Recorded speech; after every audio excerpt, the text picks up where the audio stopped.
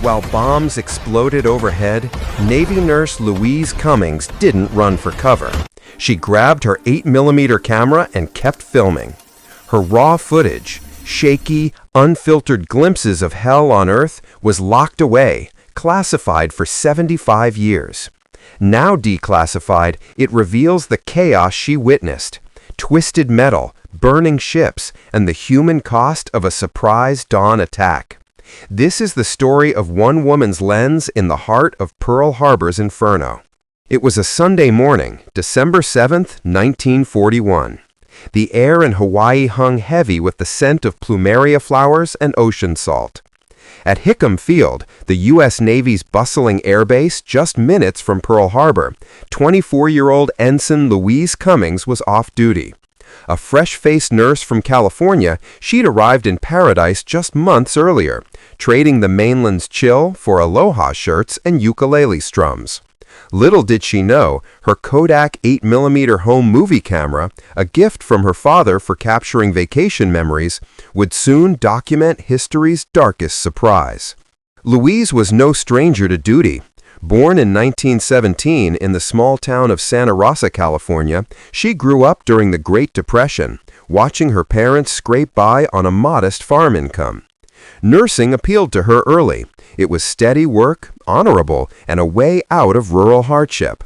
She enrolled in nursing school at 18, graduating top of her class from Letterman General Hospital in San Francisco by 1939. The Navy Nurse Corps recruited her the following year, promising travel and purpose amid rising global tensions.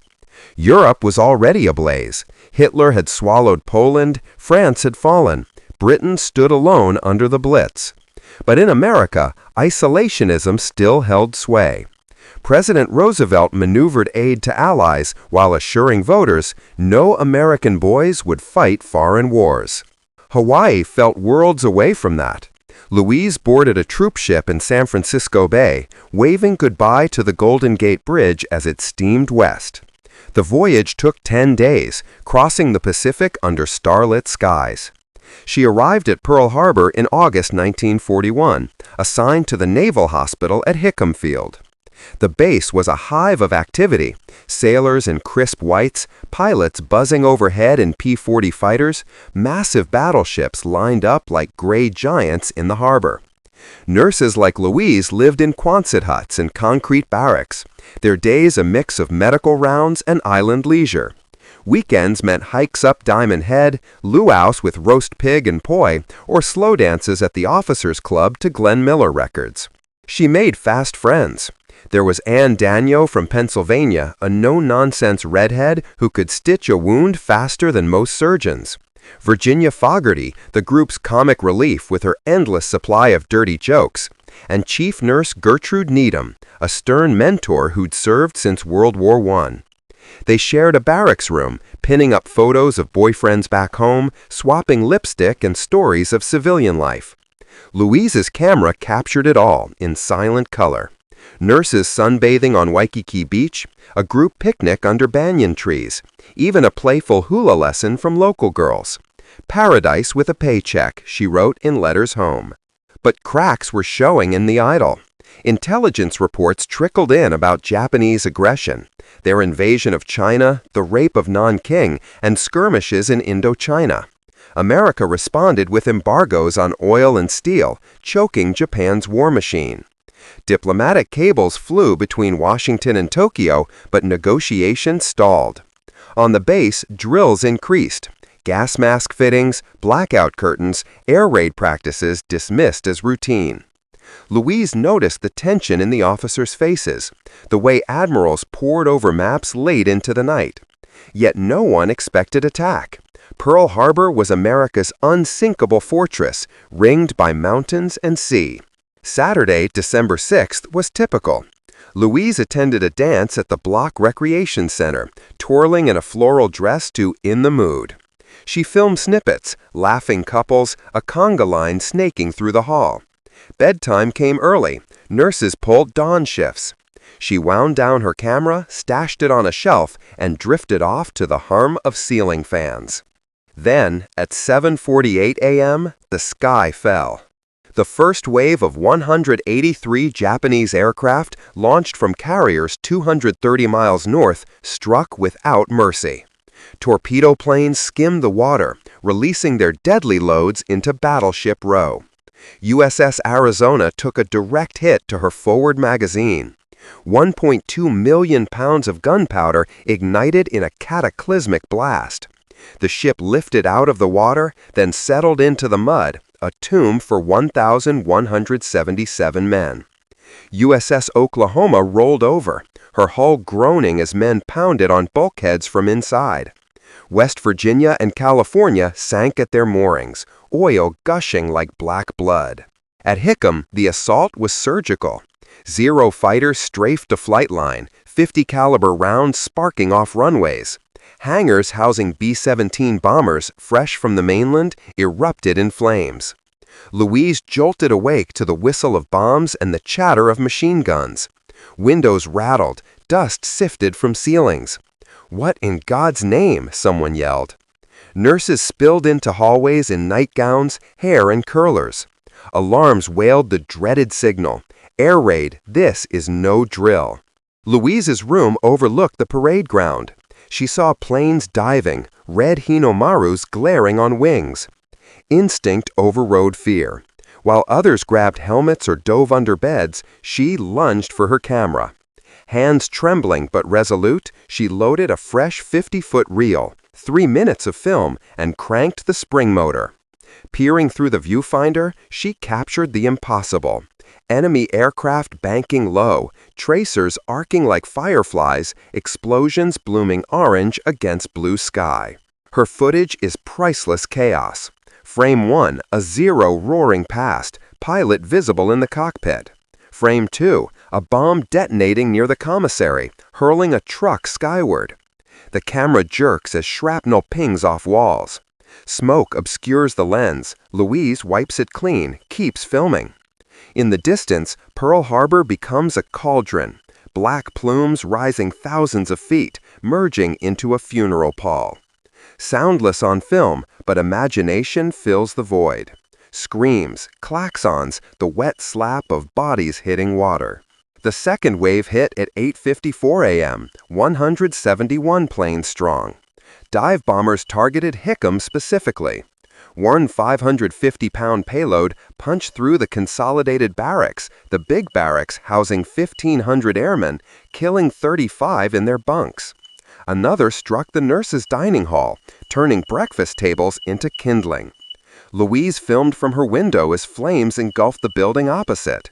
Nurses she'd shared coffee with that morning ran out, uniforms ablaze, rolling on grass to extinguish themselves. A near miss rocked her quarters. The blast wave shattered glass. Shards sliced her forearm. Blood trickled, but she didn't stop. "Keep the camera rolling," she muttered through gritted teeth.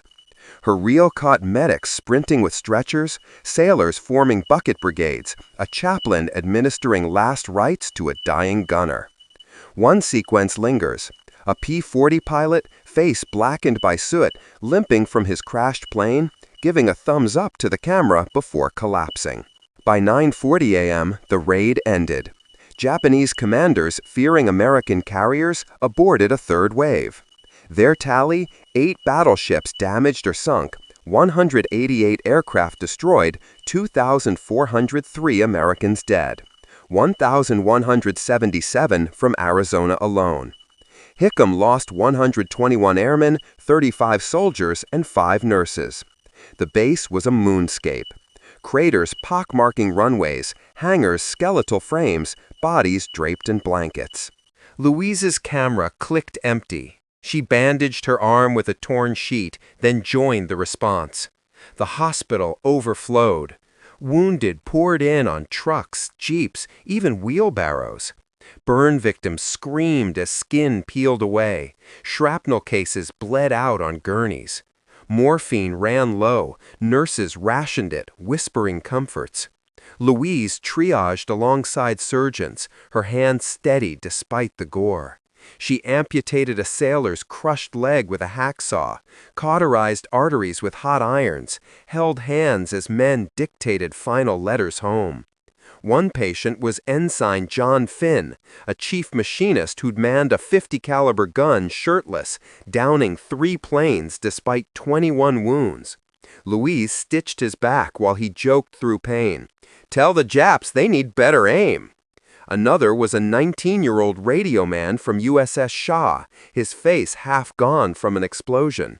He died at dusk, clutching a photo of his sweetheart. Night fell under martial law. Blackouts cloaked the island. Searchlights swept skies for phantom invaders. Louise and her colleagues worked 18-hour shifts, sleeping in snatches on cots. Rumors swirled: Japanese paratroopers landing, fifth columnists sabotaging water supplies. Fear gripped Hawaii. Japanese-American families were rounded up, their loyalty questioned. Louise surrendered her film that afternoon. Intelligence officers confiscated it, deeming the footage too sensitive. It revealed base layouts, damage assessments, even pilot faces. Sealed in a canister marked top secret, it vanished into Navy vaults. Louise received a receipt, but no explanation. For the war effort, they said. She returned to duty, the weight of what she'd seen settling like lead in her chest. The attack galvanized America. Roosevelt's Day of Infamy speech unified a divided nation. Congress declared war on Japan the next day. Germany and Italy followed suit. Isolationism died with the Arizona's crew. Factories hummed. Women riveted aircraft. Men enlisted by the millions. Louise's film, though hidden, became part of a larger machine. She rotated stateside in 1942, serving at Oak Knoll Naval Hospital in California. There, she treated Pacific Theater casualties, Guadalcanal Marines with malaria, Midway pilots with shattered nerves. The war's scope dwarfed Pearl Harbor, Stalingrad's carnage, El Alamain's tanks, Baton's death march. Louise rose to lieutenant, mentoring new nurses, but the 8mm reel haunted her. Nightmares replayed the explosions. She woke tasting smoke. Victory came in 1945. Japan surrendered after Hiroshima and Nagasaki's atomic horrors. Louise mustered out in 1946, returning to Santa Rosa. She married a Navy veteran, raised 2 children, worked civilian nursing. The film? Forgotten, or so she thought. She mentioned it rarely, only in whispered conversations with old Corps buddies. They took it for security, she'd say, probably destroyed. It wasn't. In the 1950s, the reel migrated to the National Archives, buried in mislabeled boxes. Cold War secrecy kept it locked, fears of revealing vulnerabilities to new enemies. Louise aged gracefully, gardening roses, volunteering at veterans' halls. In 1991, at 74, she recorded an oral history for the Women in Military Service Memorial. Haltingly, she described the camera, the bombs, the blood. Archivists took note. The breakthrough came in 2014. Researchers digitizing Pearl Harbor materials stumbled on the canister. Tests confirmed authentic 8mm Kodachrome shot December 7, 1941. The Pentagon declassified it in 2016 for the 75th anniversary. Experts stabilized the jittery frames, enhanced colors, synced with survivor testimonies. PBS aired it in Pearl Harbor Into the Arizona. Viewers saw history unfiltered, not John Ford's staged heroics, but a nurse's raw gaze. Louise, then 99, watched from her nursing home. Tears streamed as the footage played, her younger self steady hand amid apocalypse. "That's me," she whispered. She died in 2004, never seeing the release, but her legacy exploded online. YouTube clicks garnered millions of views. Historians hailed it as the only civilian-filmed nurse perspective from ground zero. Today, the reel tours museums. At the Pearl Harbor Aviation Museum, it's projected life-size, the whine of Zeros recreated in surround sound. School children watch, mouths agape. Veterans salute. It humanizes statistics. Behind every casualty figure, a story like Louise's. Her courage wasn't loud. No medals for filming under fire. The Navy cited her for medical heroism instead. But in an era when women were sidelined, she claimed agency. The camera was her voice, her resistance. As America entered its longest wars post 9/11, her footage reminded surprise attacks scar souls, but resilience endures. Pearl Harbor propelled the U.S. into World War II's crucible. From D-Day's beaches to Okinawa's caves, victory cost 400,000 American lives. Louise's 3 minutes of film encapsulate why they fought, not just for territory, but for the right to remember unflinching. The harbor is peaceful now. Tourists snap selfies by the Arizona Memorial, oil still weeping from her hull like eternal tears. But play Louise is real, and 1941 revives. The nurse who refused to look away, preserving truth one frame at a time.